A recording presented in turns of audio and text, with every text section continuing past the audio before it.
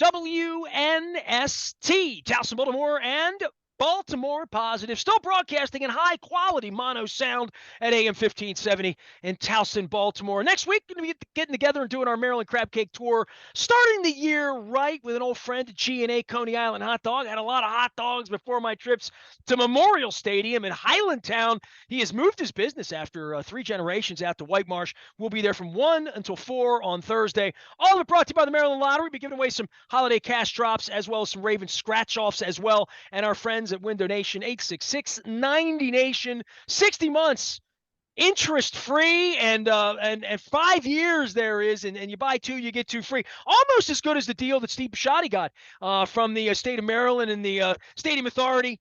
I have tried to cover all of this. Obviously, as a journalist, I have talked to Steve Bisciotti many, many times. I have been thrown out, so I do not get to ask the questions. There were no questions allowed with Sashi Brown and Chad Steele, and I actually had Pam Wood on from the Baltimore Banner, who covered the event on Wednesday, to talk about the great news, and it is great news, that the Baltimore Ravens are going to remain here for 15, 20, 25 years, whatever that would be.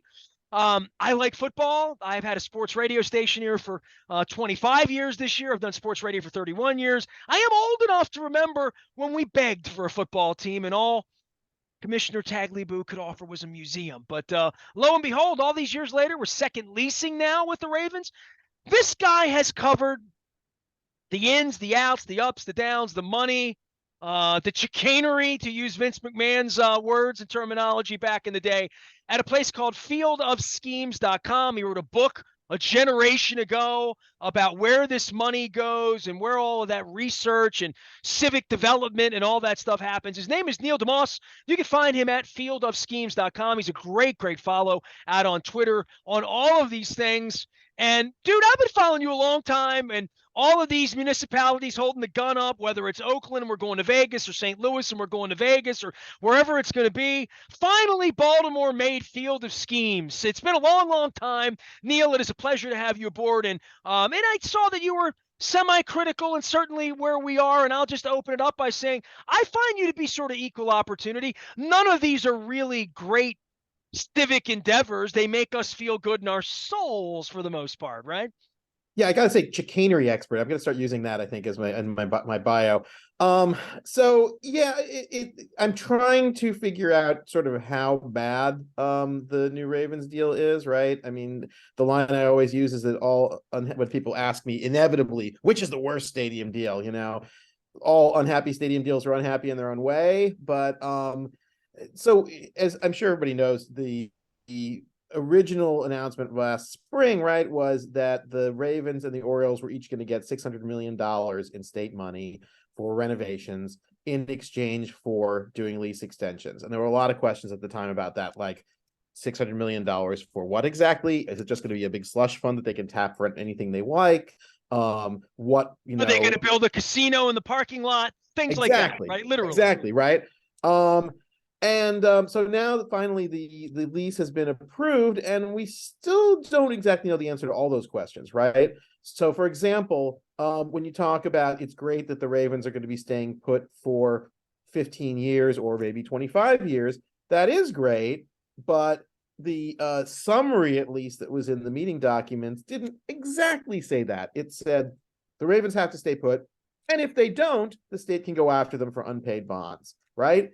So that's the St. Louis plan, isn't it? Right, exactly. I mean, the concern, right, is that you worry that it's an out clause that just says obviously right now, if there's $600 million in bonds, the Ravens owners aren't going to want to pay $600 million back, but in year 10 or 12 or 14 or something like that, the remaining debt starts to be less. And at that point, it's not all that much to pay to leave, or to come back and say, well, we could leave now and only pay, I don't know, $30 million or something like that. Well, if it's part of a $5 billion plan to go to Paris, paying off $600 million is not a whole lot of money. Sure, but I'm saying as the amount gets lower, so that's a concern. And on top of that, I just posted an update about this morning, and then after I posted it on the site, I thought, how does this compare to other lease extensions, right?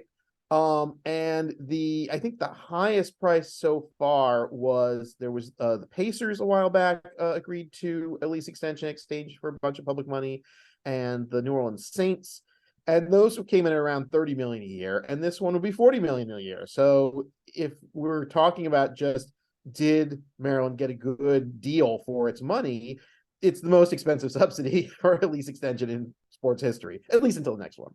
Well, Neil, I just want to turn this back to what $600 million represents, right? Like, it was less than half of that built the stadium to begin with, right? And that was controversial as hell, right? Like, where the purple Barneys are coming in, and Art Modell, and like kicking the dogs, and we stole a team, which we swore we'd never do because we're the good guys, and all of this that's going on. It is amazing that the Washington, the name I can't say anymore, that was associated with the franchise for 100 years, that they were such a big animal. They were going to go to Laurel. Governor Schaefer said, you'll get no infrastructure.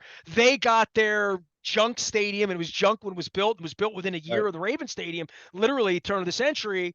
And you mentioned this notion of re-upping leases, and God, I got so much I could get to with you, but the re-upping of leases is almost a new kind of fangled thing because all of these stadia are coming up now, and the Ravens was one of the first ones because it was one of the first finagled moving a franchise kind of thing. Nashville's just going to blow theirs up, right? Down in Dallas, they blew the baseball stadium up and they built another one, right? So 30-year cycles to say around here, and I'll do this in my Baltimore accent for you, Neil, because I know you're a New Yorker. I'd say, we just built that thing for them down there. You know, it's only been there a couple years. Camden Yards is brand new. No, it's 30 years old now, and I'm 54, and I was 24 then. And 30 years in the life cycle of a stadium is sort of like the notion would be it'll be a hunk of junk in 20 years if there is such a thing in the NFL after what happened to DeMar Hamlin, whether our kids are going to play the sport and all of that goes into it. But the notion that the late 90s birthed all of these new stadia, that this is the time where clock's ticking. We're not going to do 30. We're only going to do 15. We still want to keep that Frankfurt, Germany door open or that London door open for like, there's only 32 of these franchises. It's amazing. It's twice as much money as it took to lure the team here. And to your point, other than me talking about it, because I'm the kicked out journalist and I'm a little cranky, it's a lot of money. Nobody else is getting this sort of dough other than these 32 cats and maybe a couple of these NBA and baseball owners when it's all over. Oakland's not getting this deal out for baseball for anything, ever. Yeah. I mean, what it comes, it is a lot of money. And I haven't been writing about this quite for 30 years, though it's coming up not that far off. And again, when we first started looking into this, my co-author and I, it was established that a stadium lasted 30 or 40 years, and now you're seeing it, the lifespan is considered more than 20. I remember years ago when the Miami Heat were looking for a new, or maybe it was Orlando Magic, looking for a new arena. That doesn't even matter. There was so many of them, right, that got built in the 80s or 90s and then got almost immediately replaced. I asked Rob Fort, who's a sports economist, what do you think the lifespan is of a stadium or arena now? And he didn't miss a beat. And he said, if I'm a sports team owner, I don't see anything wrong with getting a new stadium every year, right? And that's kind of thing, right? Is that the only real leverage they have is we're going to take your team away, or we could threaten to take your team away. It doesn't have to be realistic, right? The New York Yankees were talking up how we could move if to New Jersey or to Charlotte, North Carolina, or something if we don't get a new stadium in the 90s. The New York Yankees are not moving to Charlotte, North Carolina, right? The entire value of the New York Yankees is they play in New York, but they still threatened it. I think the teams owners are realizing that once you get the stadium, how do you then get more public money? And what you have to do is say, well, if you want us to extend our lease, and that's why I'm so concerned about what are the out clauses in the lease, right? Because if you have an ironclad lease that's going to last 15 or 25 or 30 years, that's one thing. If you have a lease that the team can buy its way out of in 5 or 10, then suddenly, you're looking at not just $600 million now, but possibly more money in a decade or two. And that's, the even more scary part. And again, we're talking about the Indiana Pacers. The Pacers have made a just racket out of this, where every few years they come back and they say, okay, we want more money for more renovations. We'll extend our lease a little bit more. and then, again, come back another few years after that. It's just been going on and on and on. Socialize the cost, privatize the profit. Neil deMause joins us here from Field of Schemes. Obviously, Neil, I can reach you 1,000 times in 1,000 circumstances when the Atlanta Braves moved out of the city, when Camden Yards empties out, where John is going to keep the Orioles here until the Rockets red glare, and they don't even know who representation is in New York for the Major League Baseball franchise here for a number of years as to who could make decisions or would want to make decisions, and now they're dragged into court. And my understanding is their political leaning is to wait for Wes Moore to run the state, which is 10 days from now, and they're going to negotiate with Wes. But Steve wanted to get this deal done with Larry Hogan. But the tea leaves behind all of this, and again, you study this, and I'm before this is over, I'm going to ask you why you're such a big shot and why you wrote the book and why I come to guys like you on days like this, and you have all of these facts and morsels of information at your disposal, sort of in an encyclopedia kind of way. The Orioles and the Ravens and how this relates in our state and what it means in our state and this stadium authority and how the structure is here, where I saw the Bears are going to move again out to the suburbs and they need a dome and they need Beyonce and Jay-Z to play, like all of that's baked into this. Why is this a good deal for Steve Bisciotti to take the 600 million, even though you'll agree it's a lot of money, it's great. And where the Orioles are in regard to this from an outsider who studies this year round. And I'm not going to have anybody smarter than you literally on the show because the local reporters here don't get it right in general. Jeff Barker hasn't gotten this right 50 reports what John Angelos tells him. So I really do rely on you to say, where does this lie in all of this? And I think in my mind, because our stadia were among the first ones, that Right. these re-ups, this is sort of setting the bar like they set the bar on quarterbacks and salaries, right? Like Steve signed up first.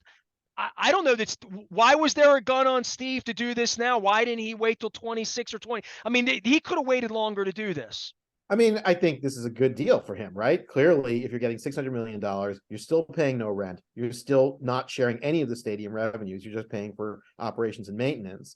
That's clearly, something that no team owner is going to pass up.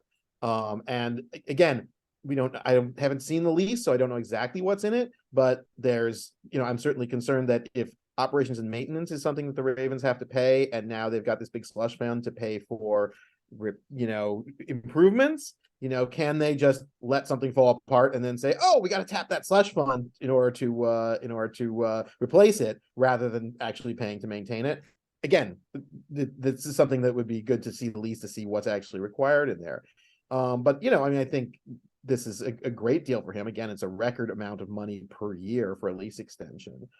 I think it will kind of set the bar for other cities, which is again something that I'm concerned about. Neil, take it to the baseball side, and I had Pam Wood on earlier, and everybody can go out to Baltimore Positive and visit that and see me talking to Pam from the Baltimore Banner about this, because she did cover it, and the Ravens were no speaky, and Chad and Sashi with their "we'll tell you later." To your point, you call it a slush fund, that's fine. I'll just call it free money is literally what it is. For the Orioles to not do a deal now, not have a deal now, in your mind, in not playing the Rockets red glare, and he would never take the team and any of that BS that I don't believe, any more than Howard Balzer believed that the Cardinals or the Rams were going to stay in St. Louis. I'm back to the Cardinals. I'm 2 thievings ago for the poor St. Louis people. They still have great frozen custard there. The Orioles, are they more valuable without a lease than if they were tied into a 15, 20, whatever long-term lease in Baltimore, given the demographics, given the stadium, given where they are, given the American League, all of that bakes into it? Are they a more valuable property with a lease or without a lease in your mind? I think they're more valuable property with a lease and $600 million, right? I forgot that part. I left that out. Right. I'm sorry. So I mean, it's not like, the Orioles would be more valuable in, I don't know, Nashville or someplace like that, right? I mean, this is the thing about baseball, is that unlike football, where you can put a team pretty much anywhere as long as they show up on TV, because all the money in football is basically from national TV money, and ticket sales, right? But every team sells out, so it's not a huge distinction. So if you look at the revenue numbers across the NFL, they're not. The variance isn't that enormous. Whereas in baseball, the Yankees genuinely do make a ton more money than the Royals, and the Orioles are sort of towards the bottom of that because Baltimore isn't the biggest market, but baseball's done a really good job of filling all of the big markets. So where else would they go? I don't think they're going to be more valuable in Nashville, especially since they would have to build an entirely new stadium there. Or any of the other Montreal, what I mean? There's not really a lot of better options. So I think the best option for the Angelos is absolutely to take the $600 million and run with it. As to why it hasn't happened, I mean, it could be disorganization within the organization. It could be because there's differences between the two leases, right? Because of the times and the IRS rules around when the Orioles sign their lease and the Ravens sign theirs.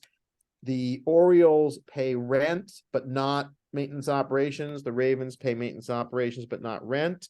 And I know that at one point the Orioles were trying to challenge that and didn't get anywhere in the courts, but who knows? They may Well, want to Peter's thing was renegotiate always, that. I get what they get. Whatever they get, Right. I get, right? Right, That but was the way this was again, structured. It's basically the same amount of money that they're paying. It's just paying through a different mechanism. So, but they may want to change it around to change it to paying maintenance and operations, which again wouldn't necessarily be worse for the state. But if it creates loopholes where they can skimp on maintenance instead of rent is rent, right? You have to pay it. So again, there's a lot of unknowns here that aren't huge. The basics we know, which is $600 million in exchange for just continuing to play where they always have played and where they almost certainly wouldn't leave because there aren't better options.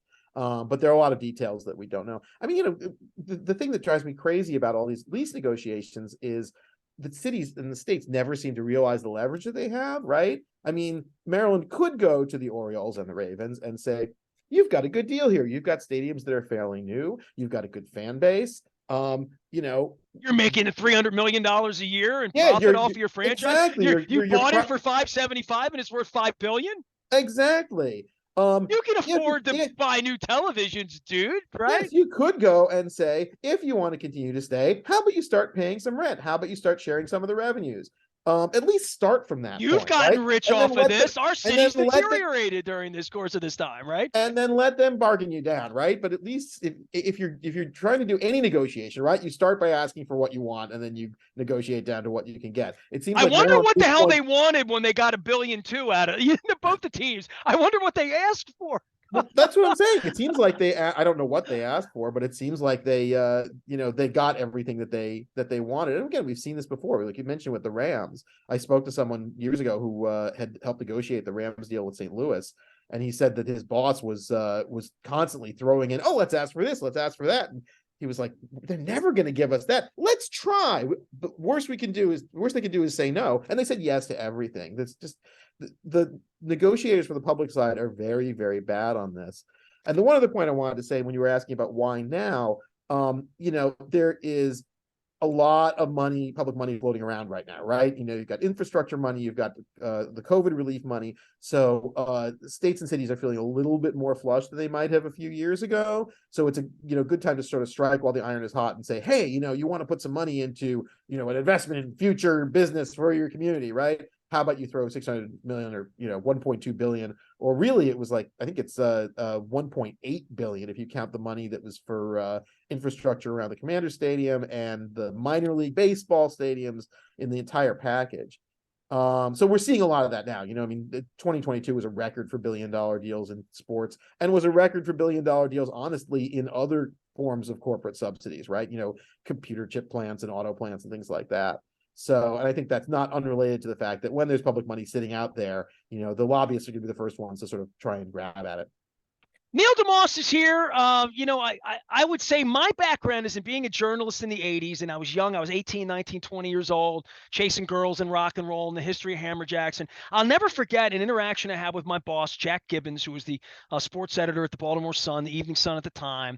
And I went into him at one point, and I think Ken Rosenthal was involved covering the Orioles, and they had just sort of announced Camden Yards. Edward Bennett Williams was going to put a shovel in the ground. And I said something flippant that a dumb 19-year-old from Dundalk would say to my boss, Tom. I'm like, business is sports. Who cares about any of that? And he looked at me and I don't know that he knew when I was 54 I'd make a 30-year career of doing this and being the one guy left here that's going to do a segment like this and actually ask where the money's going and like all of that. But you come at this differently. I want to give you a little oxygen to talk about, because I've been hearing about you for a quarter of a century. I think you may have been on my syndicated show a million years ago writing about this type of stuff. You began as I want to say economist, book writer, professor, but give me your background in this space, because there aren't 10 guys like you or gals I could call, and you have a partner as well, that I can call in this space that would have the depth that you do this professionally, and you're on this all the time when it comes to where public money is going in regard to sport around the world, literally. The irony is that I have started as none of those things, right? I'm not an economist. I took one economics class in college. I had not written any books before Field of Schemes. I'm certainly not a professor of anything. I started as just a journalist and a sports fan, right? As did Joanna Kagan, my co-author on the book. We were both people who were like fans of sports, fans of teams, concerned about the fact that, it seems like team owners are getting an awful lot of money from cities that can't really afford it. What is this new trend that we're seeing? Some would here call it the original sports washing, right? Literally. Yeah. So we were like, wow, and so we started looking into it, realized it was going on all over, wrote the book, and thought, wow, we really managed to sort of tap into this moment in history, right? I think we even said this to our publisher, that we got to put this book out because this is a time, the 1990s, we'll never see again, when sports teams are raking in all this public money. And I did not expect to still be discussing this in the year 2023. I did not think that the same deals are going down. But yeah, I mean, at this point, eventually you cover it enough.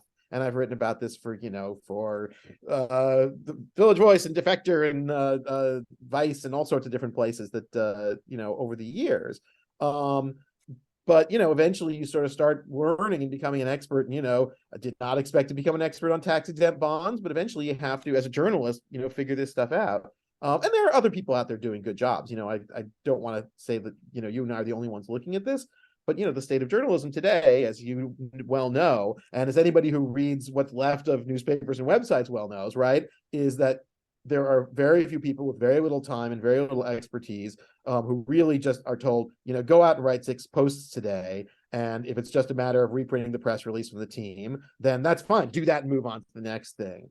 So I do feel for the journalists who are doing a crappy job of, covering this stuff. But really somebody has to be doing it more because there's an awful lot of money at stake.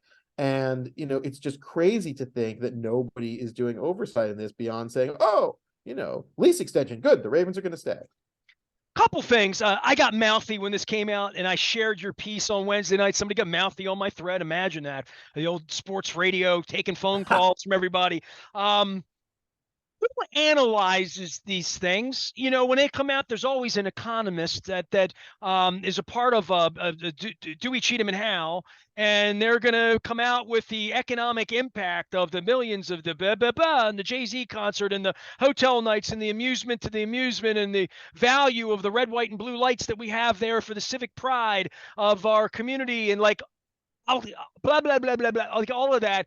The stadium's been here 30 years. I live downtown. This was my view for 19 years. I lived at the Inner Harbor, and my last name's Aparicio. I came here off a boat from Venezuela, like baseball, 60s. That's who I am. I'm a sports guy. Always have been my whole life.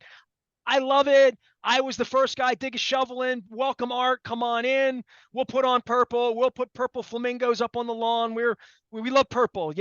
I'm that guy. I've built a life out of that.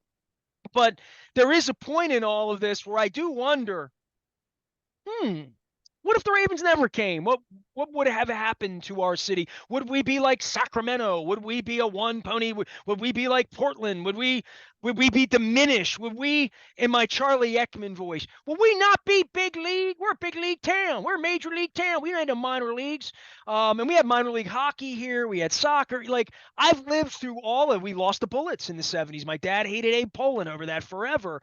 But the analysis always seems to come out and say, well, there's economic impact in getting the All-Star game or getting the Final Four or all these Super Bowls that I go into every year, and I see them come to life for like 72 hours and it all goes away, and it's not what they sold to the local, that they would sell more wings or pizza or beer or whatever is being sold. I am into both of these stadias, and I tell you, with the Orioles, the dilapidation of the brand and seeing Red Sox and Yankees fans bus in by the tens of thousands in the aughts, and seeing living in the city and seeing what a steakhouse looked like and what a restaurant looked like and what the hotels and the convention, like all of that. I know I love it. I know on parade days it's had great value. I know we all have a affinity for this and it says Baltimore on it, but I don't know if it's a good deal or not, Neil. I really don't. But I know there's an analysis that will say the greatest economic impact ever. That's why Steve just got $600 million. Who's doing these studies, and are they on the up and up? Consultants, right? I mean, consultants who are working for the teams, right? So it's basically they are being paid to show why it's a good deal. So those things are not, and I know people who work for them. They're not. They start with the $600 million number, right, of how much money you're getting, and then say work backwards and show how this is worth $600 million to the state. So those numbers are garbage, basically. Because they're I not appreciate actual you economic. saying just garbage is I rubbish mean, is what you would say. it's not meant. They're PR documents, right? They're not meant to be serious economic analyses. It's not like they're sat down and said, sit down and tell us whether this is going to be a win or a loss or a break even. It's show us how this will be good. When actual economists who aren't being paid by the team look into it, they find that the actual value is somewhere between nothing and not very much, right? Really, not Yeah. literally not very much. Yeah, I mean, I've heard a couple of economists say that the best way to determine the economic impact is to take the official projection and move the decimal point over one. So it's about 10% of what they claim. But there's certainly cities that have built new stadiums and seeing no economic impact because if the Ravens were not in Baltimore, and there was a time when the Ravens were not in Baltimore, and it's not like people in Baltimore didn't do things, right? They may have gone to more Orioles games. They may have gone, out to dinner more. Who knows what they did with that money? But the All the money. things they did when they stopped going to Orioles games, which Sure, everybody sort of exactly. did for Right. 25 years, right?